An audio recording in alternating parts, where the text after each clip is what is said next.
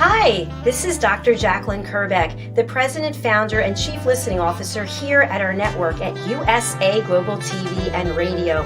Thank you so much for your loyalty. Thank you so much to all of our guests, to our team members, to our sponsors, and to all of our elevated listeners. Here at USA Global TV and Radio, we provide world-class education, entertainment, hope, and inspiration. We celebrate all of our team members, all of our guests, and all of our sponsors from around the world who come and lead their lives with their hearts to help other people walk into their greatness. If you'd like to be a guest on any of our shows, please go over to our website, usaglobaltv.com, and book your session. Please contact us at info@usaglobaltv.com and subscribe to our channel.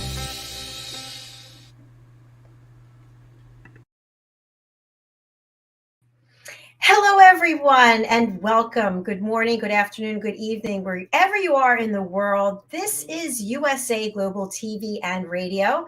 I'm Dr. Jacalyn Kerbeck, and our show today is Global Adventures. Our topic is Honeymoon Adventure to Lake Baringo. I hope I said that right. I think I messed it up with JenettaBarry. Let's welcome Jenetta, and she can straighten me out. Jenetta's the star of our show, and she's joining us from Kenya in East Africa. How bad was that, Jenetta? Not far off. Not too bad. Baringo. That's it. Baringo. Baringo. I actually looked it up before the show, and I thought, Yeah. wow, this is pretty cool. So before we get into your honeymoon adventure, which I'm super excited to hear about, I'd love for you to share a little bit with people about your work. You're doing something new. You're over on the metaverse, and I know you've added another suite of offerings to what you currently offer. So please tell our audience more. Oh, thank you, Dr. Jacalyn. So I assist people to communicate in really accurate ways, because so often when we're speaking to somebody, and even when we learn to listen, which is what we so powerfully do here on USA Global TV as an elevated listener, but so often we have a filter that is attached to, that is fear-based and also judgmentally based. And when that filter's on, often we don't hear and we don't respond in the most accurate, open-hearted ways that we could. And I've seen this especially happen in the corporate environment.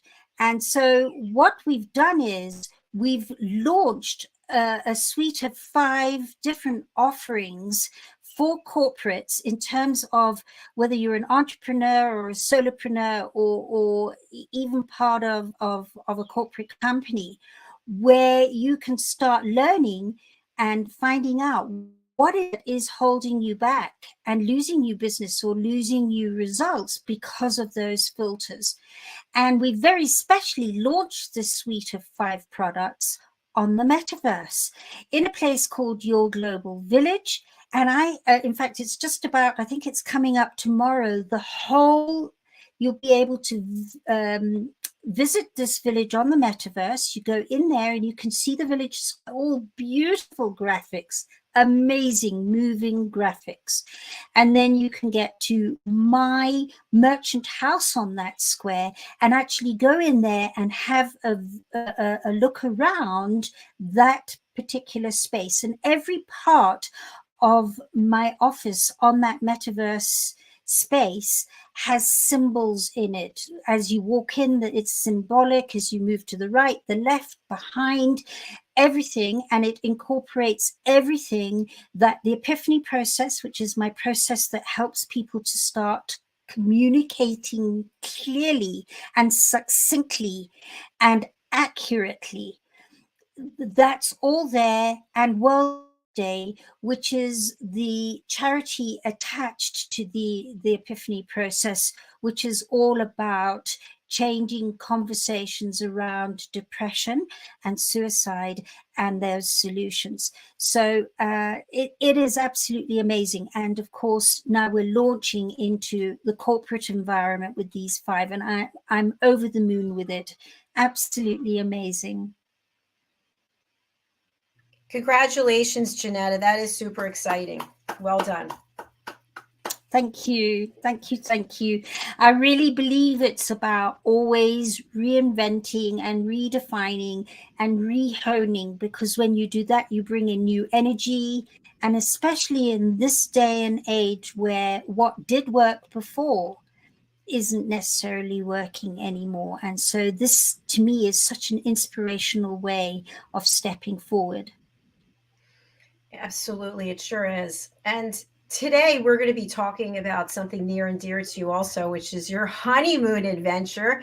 And when we think about global adventures, I know you've been very clear with our audience, this is not a travel show. So tell us really what this show is about and what we can expect to hear about your honeymoon today.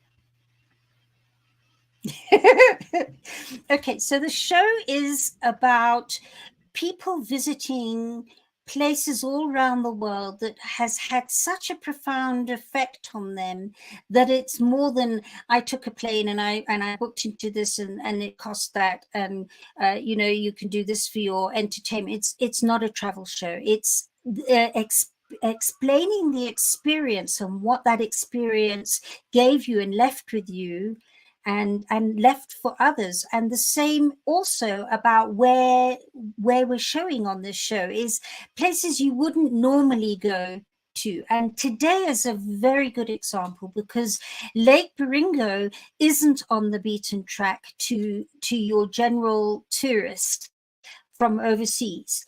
You'll normally hear about it if somebody who's living in Kenya says, let's go to Lake Baringo, which is exactly what happened with the group that Andy and I went on with our honeymoon.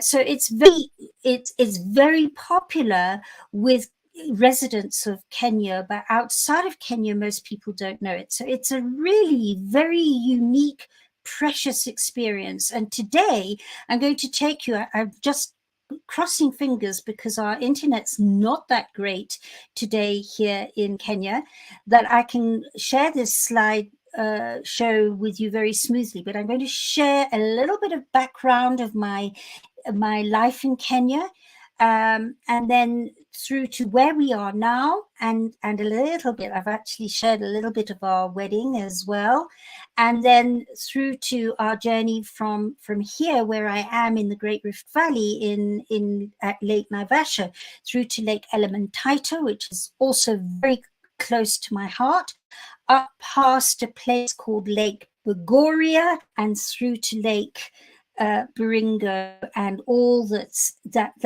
about. And it inspires me, and I believe that all our viewers and listeners today, well, especially our viewers, because seeing these pictures is just mind-boggling. I know you saw a soup song or something backstage before we came in. You went, oh, that's just so exciting, those giraffes, or what. So, and it's really quite an amazing story on those giraffes. So I can't wait to start with all of this today. So thank you, Dr. Jacalyn. Thank you, Jenetta. I'd love for you to start with the slides, but tell us, I know the information, but for our audience, when was your honeymoon and how long did it take to plan this trip out? Was it spontaneous or something that you really planned for a while? Well, you might remember that you asked me, when are you getting married? And I said, I don't know. It doesn't matter. It's not an issue. It's not, I don't know. And, you know, I was busy doing the safari cycle ride for raising funds for World Jenny's Day. And then it was World Jenny's Day. We were getting together. And actually, Andy, who sat me down and said, listen, his one daughter, he has 3 daughters. She's coming out to visit us. Why don't we do something then? And I'm going, yeah, but. And he said, listen, you always said simple, just let it fall together. And that's what we did. We'll do it on that day. And then everybody rallied around, knowing that we weren't in ultra organization mode. And it became a community wedding. It was amazing. I only we only had 20 people there, including Andy and me. So we only had 18 guests there, and they were our dearest and closest who could be there. We had some family and very close friends on Zoom, but that's where it just all fell together. My dress was lent to me. Well, the top was lent to me because I'm too wide hipped for the bottom. So I got another bottom made up, a skirt, but the top was lent to me by my very, very dear friend, Juliet Barnes, pretty well-known international Kenyan author who lives on Lake Elementaita on Lord and Lady Delamere's farm. And she'd worn it for her wedding, and she said it would be so special to have you wear it for yours. So a friend who has a big rose farm here on Lake Naivasha just gave us mountains of roses. It was just the most amazing day. And that was on the 22nd of October. And 2 days later, Andy's family and our best man and his wife, who are very good friends, we all got up and went through to Lake Baringo for our honeymoon. Well, I saw some of the pictures of the wedding, which looked amazing, but I can't wait to see the honeymoon pictures. So I'm going to turn the screen over to you and let our audience know that there may be a little bit of a delay and as the pictures are pulled up. So just bear with us because technology is what it is, right? Yes, please bear with us. Yeah, and internet is what it is. It's definitely become more challenging in the new year here in Kenya, and I can't find out why. But bear with us because it's worth the wait, even if it does slow things down. Should I bring up your slides? Yes.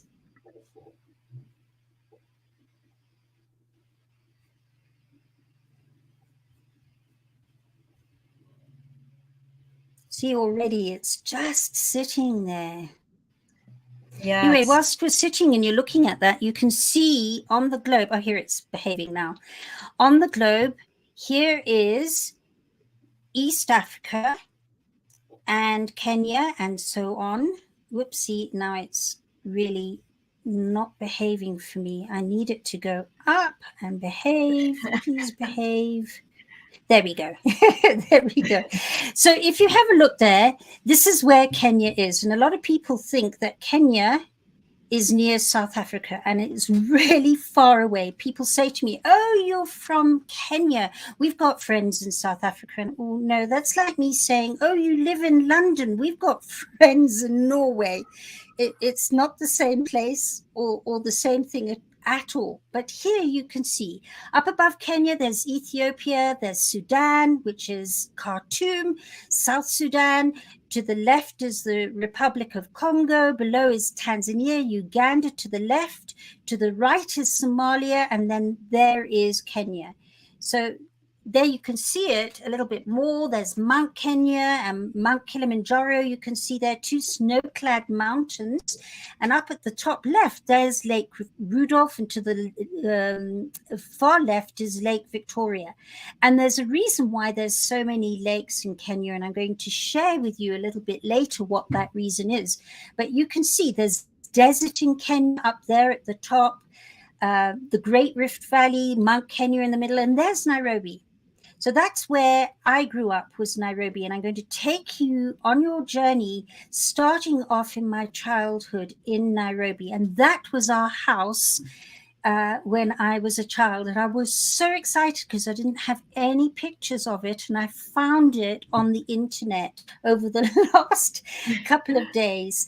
That house is known as a Cape Dutch house, which comes from South Africa. From the Cape, the settlers from Europe came along, and they built a lot of houses that looked like that, with all that beautiful filigree there. I loved this house with all my heart, and it came with a guest cottage, and we had stables with 2 horses. Whole house view, it doesn't anymore because it's gone, overlooked a whole coffee farm. So I grew up basically on a coffee farm. And I used to take my bicycle and go through to the place where they gathered all the coffee and processed it. Here's the other part of the other side of the house. That's the entrance and the driveway. But that's what the coffee looked like. Yes? Yeah, that was my question. Where are the where is the coffee? What are they called? Coffee plants? No. Coffee beans grow on. Yeah, they're trees. Trees. Trees. Yes. So those are coffee trees there. And if you go, that's almost the view we had several houses in that area, but that was almost the view that we had when I was a child, because we were in a valley. And at the bottom of that valley was a river. And I must tell you, even though there was coffee and some houses, each house were 5 to 10 acres, even though there was all that cultivation going on, at night we couldn't let our dogs out because of leopard, and sometimes the hyena used to come to our kitchen door trying to see if there was any rubbish from that had been left out from the kitchen. So there, and even to this day, you know this, Dr. Jacalyn, from other times we've had conversations, one of the things that people love about Kenya is that civilization and the wildlife have learned to live together. Unfortunately, civilization's getting a bit populated, getting too, but it's still happening, and that really warms my heart. So here's how coffee beans look, and you can see some are green, some are yellow, some are red. When they're red, they're ready picking, and that's a very thick husk on that bean, and inside that bean are 2 beans, the 2 halves of a whole bean. Rather like a brain, actually. It looks very much brain. And then here, the coffee's been by hand, and then it's brought to the sorting shed. And you can imagine me sitting there. I just used to watch all the and chat away to them and so on. And they sort it in grades of colors and so on, so that they can be processed in different ways. Now have a look at that. This is the process, why some of it is yellow and some of it is that they're dehusking. So they put the coffee into a trough and allow it to almost ferment. The smell is quite something else. And that takes the husk off, and so they're able to bring it through, and the husks start falling off, and then they put them on in the sun on trays like that, and they dry out the coffee bean until it's dry, and then the sorting starts and the grading of the different types of coffee start happening. I think this is called cupping, if I remember correctly. Coffee cupping, and it goes from there. So that's the really rich. Sometimes I go on our horse and go and watch it all. I was a very lucky bunny, really. So let's go on to now and today. And the first thing is, I live in what's known as the Great Rift Valley. The reason why it's called the Great Rift Valley is that the tectonic plates underneath Africa and Asia millions of years ago started shifting, and it caused a great rift. So you can see there, it starts right from the Red Sea, through and down through Ethiopia, into Kenya, down into Tanzania, right round into Malawi and Mozambique. And in actual fact, it's in patches right down to northern South Africa. But you can see there that it went into like a fork, and it's in that rift that all these lakes have occurred on both sides. It's showing only lakes on the left side. Lake Victoria is enormous. When you go on Lake Victoria, that's that blue spot in the middle. When you go on there, you're on the open sea. It is absolutely amazing. Anyway, so here we go. Look, that is the road to the Masai Mara. And every now and then, there's another shift in the Rift Valley, and the road gets affected. having said that, you go, wow, that sounds really dangerous. But in actual fact, Africa is only going to split two in 50 million years from now. So I don't think to save the date. Jenetta? It's not going to happen in any of our, yes. Sorry, I have some questions. So it looks to me, is the road flooded in the middle? That is the road cracked. That is, overnight, the rift shifted again and it cracked open the road. That is a crack. That is a crevice. Ah, okay. And it looks like there are more people walking than driving. Is that true too? No, they closed the road because this had happened. So all the local people living in the villages came to see what they were doing and with earth movers so that the road could be used again. Ah, okay. Wow, that's amazing. Yes. And for our viewer listeners, the reason why Dr. Jacalyn's having to interrupt me is that I can't see her whilst I'm showing this. So bear with us if I'm talking and she suddenly interrupts me. So here we go. Here's the Rift Valley from the top of the escarpment. Have a look at that. It's the most beautiful, beautiful place to visit. And here's another one. Look at that. So it's created a place of great beauty to visit. And that's where Andy and I now live, at a place called Lake Naivasha. Many, many lakes appeared because of the shifting of the tectonic plates. And our lake is a freshwater lake. It's got hippos and fish and many, many flower farms. So here is that outfit I was telling you about that Juliet lent me. And some of the flowers that were given to us very specially by our friend who owns a flower farm. And in the back behind Andy there is our lounge. We have an open plan lounge and dining room and bedroom. It's very open plan. And through those windows are the most breathtaking views of Lake Naivasha and Mount Longonot, which is still it's not a dormant volcano, it's semi-dormant. So it's just so beautiful. So that was the start of it. And then there you can see Lake Naivasha. Yes.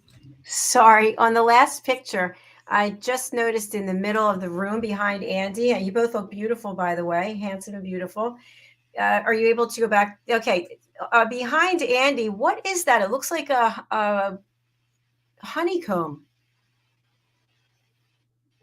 Volcanic rock that's been built right up to the top of the roof. The roof is made with palm tree leaves, by the way. It's thatching with palm tree leaves.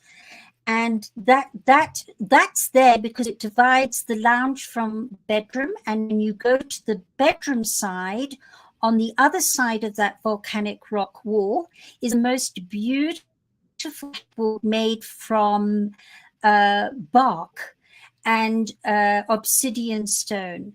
Maybe sometime I'll do a program just this house because it is just amazing.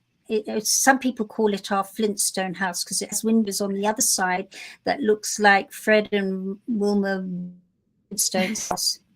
I would love to see that. Yeah, that's that. This is our veranda below our house. It's got a little pond at the far end there that was tinkling as we were getting married, and we made it very much a bush affair.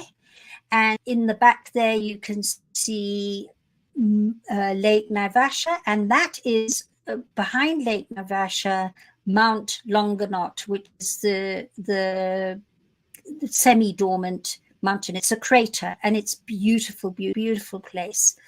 So that gives you there. And then there's a little bit of a piece on our wedding. Here it's having to stream. As it's streaming, all those guests are very special and dear to us. There's Moira, who was on our global adventures with a big black hat. She's doing our vows with us. Andy's daughter to my left and to the right. And you can just see how amazingly beautiful. All those friends, by the way, have had such a special journey with us, and many with me through my cancer and through the loss of Jenny and my divorce. They've been friends. In fact, the one on the second from the left went to school with me. And so did Juliet. She's here with the straw hat. So it was really very meaningful. Everybody who was there just filled my heart. It was just amazing. And then here we are on our bedroom veranda. That's our dog Moto with us as well. And that was everybody there who came to our wedding. And over there on the far left, Dr. Jacalyn is Dr. Kez Hillman-Smith, who is to rhinos what Jane Goodall was to chimpanzees. Very special friend of mine. And over to the next one. So we're going to go back here. Now you can see the Great Rift Valley and understand it a bit more. There's Nairobi. And if you were to go straight, can you see where it says Nakuru in between the Great Rift Valley writing? Now, between Nakuru and Nairobi, it's not very far, it's about a half an hour's drive, is Lake Naivasha. So Lake Naivasha, you get Lake Naivasha, then you get Lake Elementaita. Lake Naivasha is a freshwater lake. Elementaita is a soda lake. So it has some fresh, it's got a lot of salt in it. And Lake Nakuru is a fresh one. So Lake Nakuru has living life in it, whereas Lake Elementaita has, which of course is great for flamingos, that's what gives them their pink color, but you can't do much with it. But Lake Elementaita is owned by Lord and Lady, and part of it it's where my books, Full Rainbow, starts. So all this area from Naivasha to Elementaita to Nakuru is very close to me and my heart. Then when you get to Nakuru, we're going to go today straight up north. I'm going to go over the equator. And then we're going to get to Lake Bogoria, which is also not freshwater, and it's full of geysers, hot water geysers. You can boil eggs in it. And then just above that is Baringo, which is a freshwater lake filled with hippo and crocodiles. So that's where we're taking you today. So our first stop was at Lake Elementaita, where you can see land on the other side of the lake. That is Lord and Lady Delamere's farm. And they farm cattle there, but all in between, all animals, including lions. They have to have a lion enclosure to protect the cattle at night. And this place is called Sunbird Lodge, and we stopped for lunch here. It's just beautiful. Just look at that. Just something else. So that was our first stop on our way through. And then this is another view of Lake Elementaita. All this is volcanic rock activity. And that particular mound is known by the Maasai as the Sleeping Warrior. But we fondly call it Delamere's nose because it looks like Lord Delamere's sleeping on his back and his nose and his eyebrows and his neck and his chest. So we call it a lot of Delamere's nose. And then here we are at the equator. You go over the equator from the southern to the northern hemisphere to get to Baringo. And the next thing is, this is Bogoria. We didn't stop at Bogoria, but I wanted to show you. It's not coming out the way it can do. There it is, most emerald green. Now that's somebody boiling eggs in that cage, because this is right at the water's edge. And the volcanic activity and the geysers is just amazing. And I'll show you a little bit more. Oh no, I've lost it. Some of the pictures have gone. I had a picture of geyser and the lake, but it's it's disappeared. So now we're going to get to Lake Baringo, which does have life in it. And there you go. It's got hippo and it's got crocodiles. And here, bear with us whilst and flamingos as So well. Beautiful flamingo. Yeah. I mentioned to you earlier, the flamingos get pinker when the density of algae is highest. So if there's not much algae, they go quite white. And when there's a lot, they go bright, bright flamingo pink. Now, there are two sets of tribes around Lake Baringo. That, by the way, is an antelope's horn that he is blowing into. And that is an Injempt. The Injemts tribe are related to, all Kenya's runners and how well they run. That is the Kalenjin tribe, and the Kalenjin tribe live in that area and right up into the very high highlands. That's why those runners run so well, because it's such high altitude, their lungs are enormous. And the Kalenjin are related, are actually from Egypt originally. They're mentioned in the Bible, and they migrated down to this part of the world. So that's the Injemts tribe. And this is the Pokot. And the Pokot tribe are related to the Maasai. They speak Ma. M-A-A is the language that the Maasai speak. So that's why they're called M-A-A-I, Maasai. And Jenetta, here we go. There's some Injemts again. Yeah. What were the headwear and around their neck? What are they made out of? They're made out of beads. That's all beadwork. Like the beadwork on my wedding top? Mm-hmm. It's the same beadwork. And those are cowrie shells from the sea in headdresses of those two women. And of course, brass earrings. They've forged from brass, but all that is made from wire and beading, all hand done, all beautiful, including my wedding dress, all done by hand. And even there, you can see the Injemts bracelets there, all done by hand. And look at his headdress. It's all symbolic. If you were to ask him, he could tell you what it's about.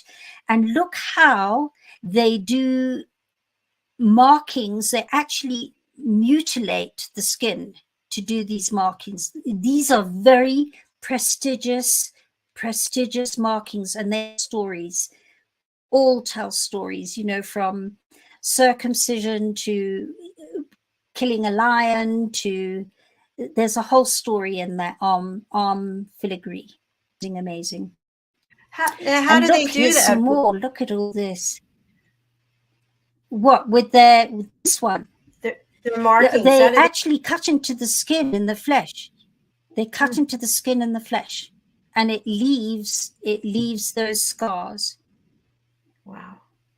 It's highly sought after and very prestigious happening to have that done. And then here are some more the Pokot women with some more of their amazing beadwork. So incredible. This is us having arrived at Lake Baringo. And Lake Baringo have a lot of yellow fever trees and a wonderful jetty to get onto, because when we get to Baringo, we then take a boat out onto Old Kokwe Island in the middle of the lake.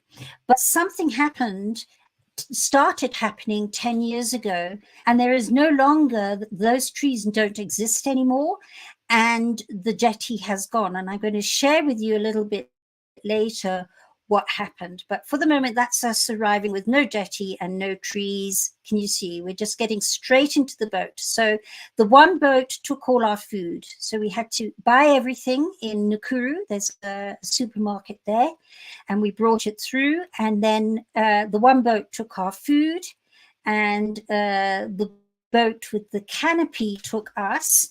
And when we got to lake to island camp, there's a resident chef who is a 5-star chef, and he and I sat down and talked about all our meals, and we had all our meals very professionally cooked for us there, but it was all transported over by boat to get there. And there's one of our boatmen. He's the head boatman who took the food over. And here's one of the views that we took as we were going along on the water through to Okokwe Island, where island camp is. Oh, how did that get there? Bye-bye. Something's happened. It's gone right back to the beginning again. I love these pictures and this personal experience that you're sharing with us. It has to play the video before I can move on. So it's like an action replay now. I don't know why this has happened. Anyway, here we go. Now I can go on.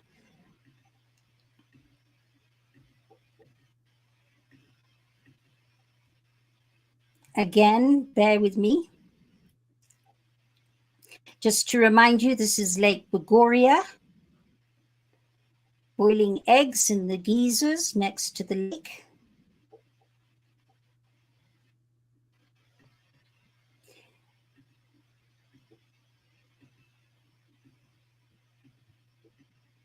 We're nearly there.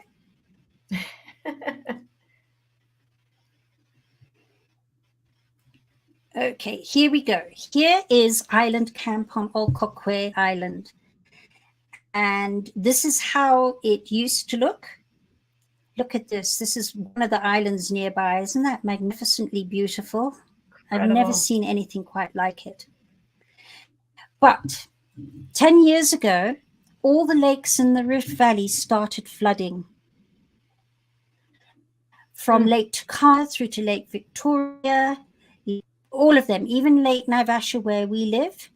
And it took, it's because they've all become enormously big. And the geologists say the only thing they can think is that the tectonic plates shifted again and underground was. So buildings and villages have disappeared. That's why we no longer have trees to get on our boat. Look at that.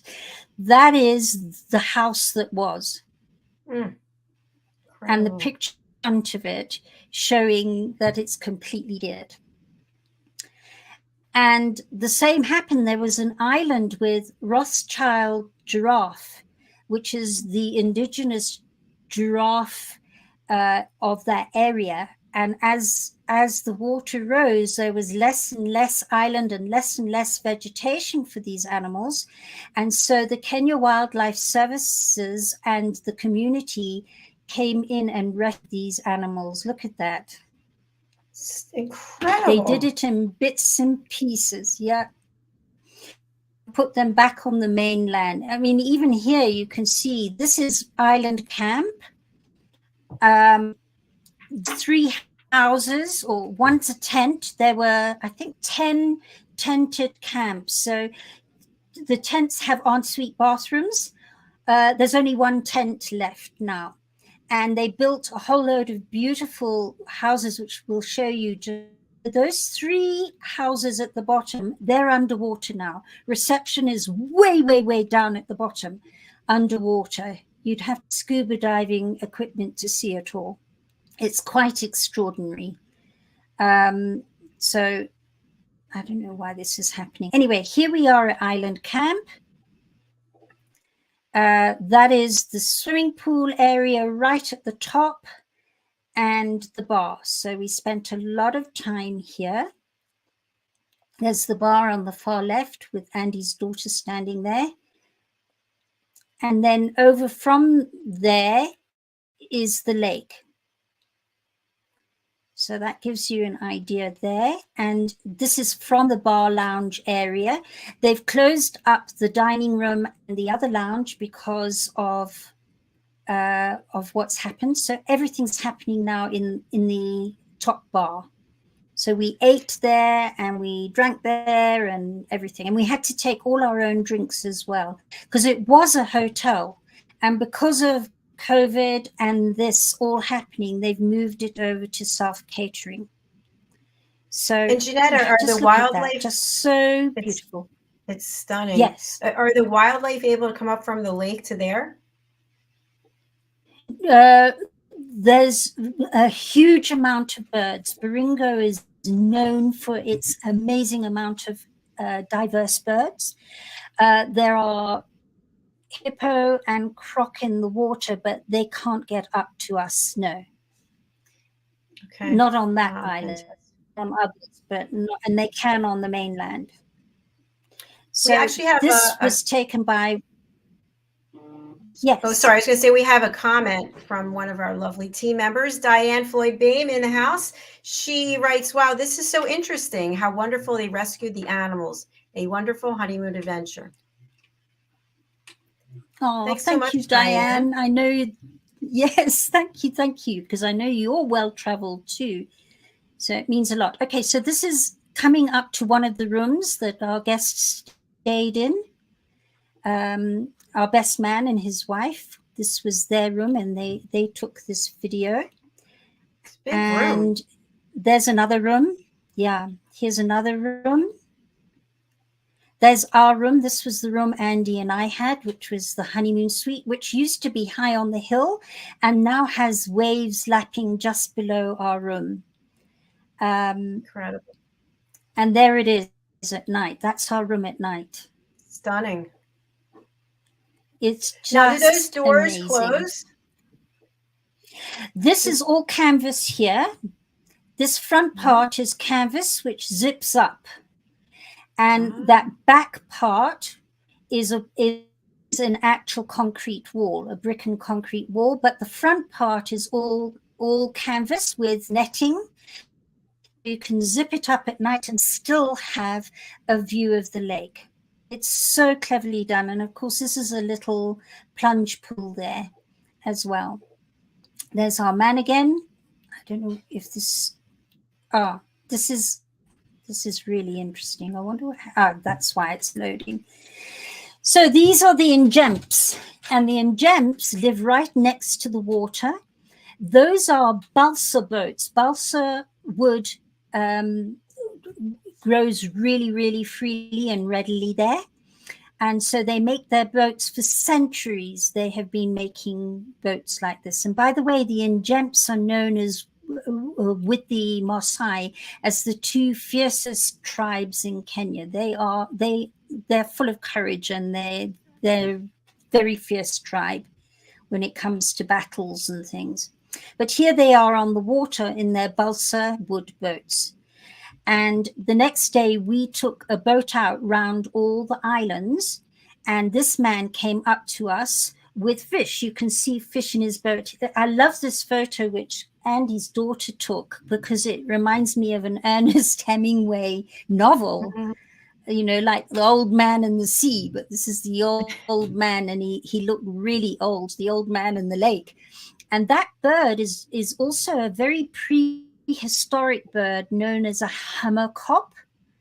They nest in pairs, and they make the most enormous stick wood nests in trees. They're, you know, like as big as a house, and they live there and nest there. But this man, this was his friend. He called him Kesha, which I don't know what that means in Injemps, but the moment he was selling us the fish, Kesha came and landed on his shoulder waiting for his, but he had to call him as well and say, Kesha, come. Well, he used a bit of Swahili so I could understand what he was saying. So they put so the fish will float and then the bird will come down and get it. How clever is that? So that's Andy's daughter's voice. I'm going to replay it once I've explained it to you. So what he does is he takes the fish, that's tilapia, and he slits it open and he puts a piece of wood in so that when we buy the fish and throw it into the water, the fish eagles will swoop down and come and come So they and put so the fish will float and then the bird will come down and get it. How clever is that? So, Jenetta, you buy the fish to feed it to the birds? That's right. yes, he that's his livelihood. When tourists come, he does that. So you can do that with the birds. And there's the fish eagle. It has the most beautiful cry. And if you look on the right, it's the mother fish eagle. Down to the right, you might be able to see there's a juvenile fish eagle there. And she's teaching him to fish. And she's the one you'll see now swooping down to get the fish. Unfortunately, the person in our boat didn't get the whole amount of this happening. But here you get it. This is actually what happened with us. This is our footage. It's incredible. So that's as much as we could get from that one. And then I put in a picture to show there's the animal picking the fish up, the fish eagle picking up the fish, swoops down and got it in an instant. And they fish like that. How wide is that wingspan? Huge. Because that fish eagle came right by us. You could just about feel the wind that it gave with the flapping of its wings. I don't know. It's just enormous, absolutely enormous bird. And they fish like that naturally without having to have an intense boatman and us buying fish. They see the fish from the top of the tree swimming, and they come down, swoop down, plug it out the water, and take it off. And she took it off to give to this juvenile fish eagle. So the next part we got, yes, go back. Sorry. So in that picture, I can't tell, does that bird have the fish in its talons? Yes, in its talons. Okay. The fish is there. Then we went on to the next island where there were people living. You can see it's quite sparse. They're on the island, and they were busy getting onto a ferry boat, to take them to another part of the island where somebody very like a chief, an elder, had died, and they had put up these marquees for his funeral. So how they got the marquees through to there is just amazing. But anyway, that was where the funeral was being held as we chugged past in our boat. And then we got some hippo there. These are our photos, and a croc on the side there. So that delighted our overseas visitors. They were jumping up and down going, yay, we got to see a hippo and a croc. And then this is where the geysers were happening. In that hole there, in the center, there's a bit of an indentation. Steam was coming out. So even at Lake Baringo, there's quite a lot of volcanic activity too. Now, this is all Coquay Island on the other side of the island to Island Camp, and it's showing how high the water is, because that was all one island, and now there's a little place in between of water. In fact, the island is now 3 islands.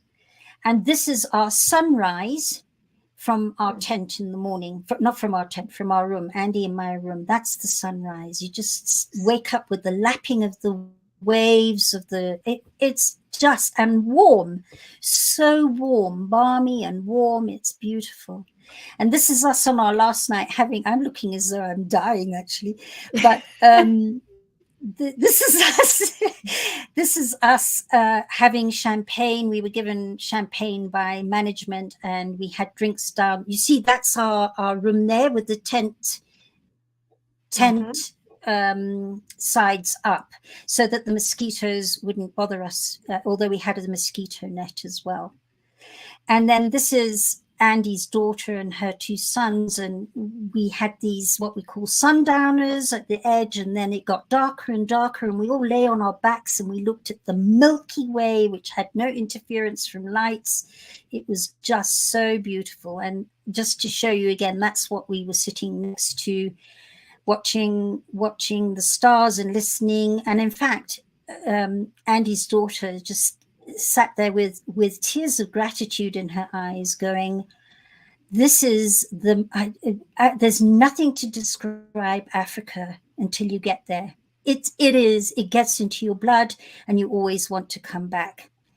And so we left the next day and went back home, and it was just such an ordeal to come back home because this happened. Our neighbor coming into land right at the bottom of our garden.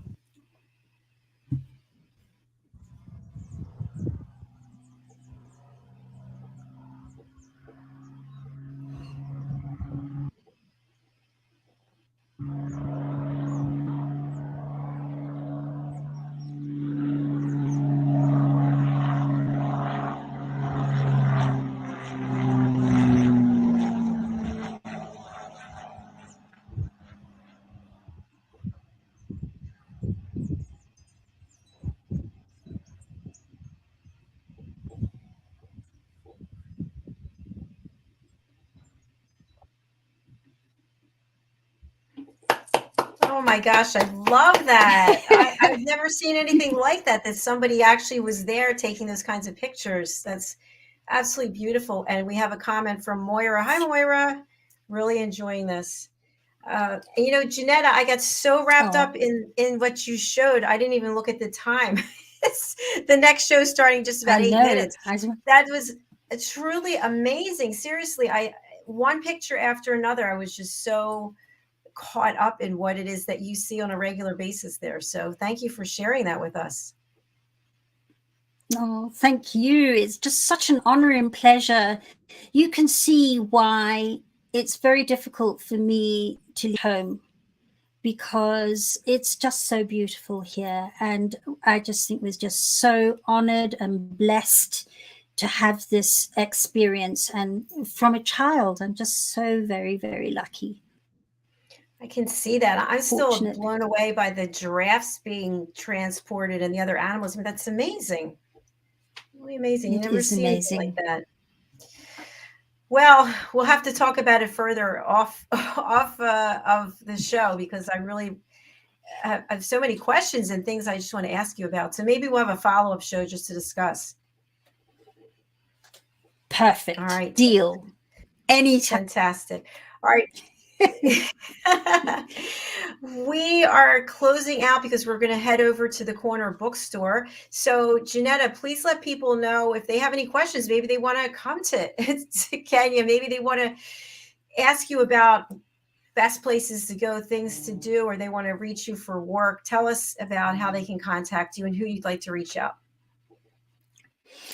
Wow. Yes. So you can contact me at Jenetta at theepiphanyprocess.com and ask me anything if you want clarity. In fact, if you'd like a rerun of this program, then contact us and we'll make a plan where we'll be able to talk more and have even more interaction from people online.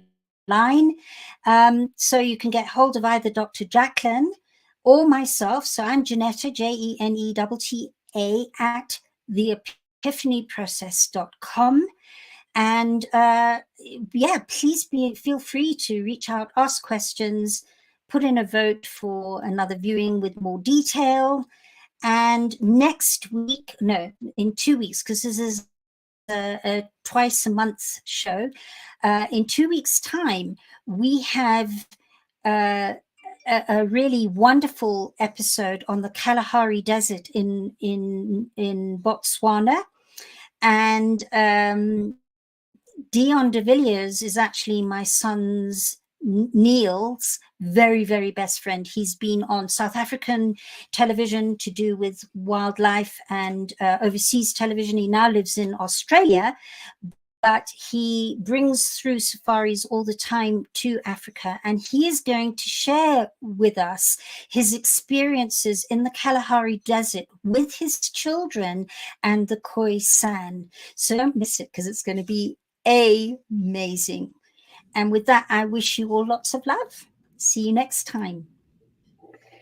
Thanks, Jenetta. Thanks to each and every one of you who are watching or listening. And thanks again, Jenetta, for taking all the time that you did to put that together. I'm sure that didn't just happen in a few minutes. So I appreciate that dedication and loyalty. And it was a fabulous show. Well done, you. Thank you too. And see you soon. Bye, everyone. Love you too. See you back here on the Corner Bookstore with Diane Floyd Bain. Bye for now.